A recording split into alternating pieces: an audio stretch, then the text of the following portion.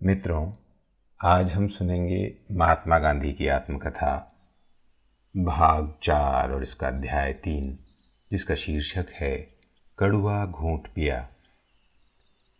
इस अपमान ने मुझे बहुत दुखी किया, पर पहले मैं ऐसे अपमान सहन कर चुका था, इससे पक्का हो गया था। अतः मैंने अपमान की परवाह न करते हुए तटस्थता पूर्वक जब जो कर्तव्य मुझे सूझे सो करते रहने का निश्चय किया। उक्त अधिकारी के हस्ताक्षरों वाला पत्र मिला। उसमें लिखा था कि मिस्टर चैम्बरलिन डरबन में मिस्टर गांधी से मिल चुके हैं, इसलिए अब उनका नाम प्रतिनिधियों में से निकाल डालने की ज़रूरत है। साथियों को यह पत्र असह्य प्रतीत हुआ। उन्होंने अपनी राय दी कि डेपुटेशन ले जाने का विचार छोड़ दिया जाए। मैंने उन्हें हमारे समाज की विषम स्थिति समझाई। अगर आप मिस्टर चैम्बरलिन के पास नहीं जाएंगे तो ये माना जाएगा कि यहाँ हमें कोई कष्ट है ही नहीं। आखिर जो कहना है और वो तैयार है, उसे मैं पढ़ूं या कोई दूसरा पढ़े, इसकी चिंता नहीं है। मिस्टर चैम्बरलिन हम में से किसी से कोई चर्चा थोड़े ही करने वाले हैं। मेरा जो अपमान हुआ है उसे हमें पी जाना पड़ेगा। मैं यूँ कह ही रहा था कि इतने में तैयब सेठ बोल उठे, पर आपका अपमान सारे भारतीय समाज का अपमान है। आप हमारे प्रतिनिधि हैं, इसे कैसे भुलाया जा सकता है। मैंने कहा, यह सच है, पर समाज को भी ऐसे अपमान पी जाने पड़ेंगे। हमारे पास दूसरा इलाज ही क्या है। तैयब सेठ ने जवाब दिया, भले जो होना सो हो, पर जानबूझकर दूसरा अपमान क्यों सहा जाए। बिगाड़ तो यूं भी हो ही रहा है, हमें हक ही कौन से मिल रहे हैं। मुझे ये जोश अच्छा लगता था, पर मैं जानता था कि इसका उपयोग नहीं किया जा सकता।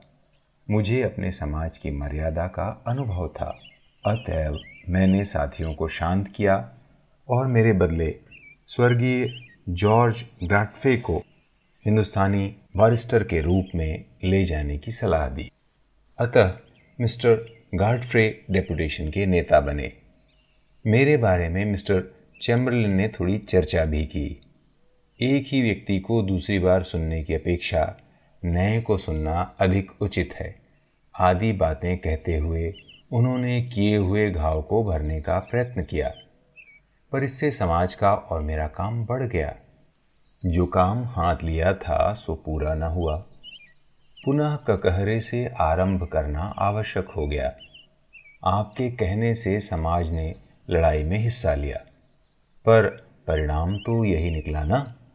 इस तरह ताना मारने वाले भी समाज में निकल आए, पर मुझ पर इन तानों का कोई असर नहीं हुआ। मैंने कहा, मुझे इस सलाह का पछतावा नहीं है। मैं अब भी मानता हूँ कि हमने लड़ाई में भाग लेकर ठीक ही किया है।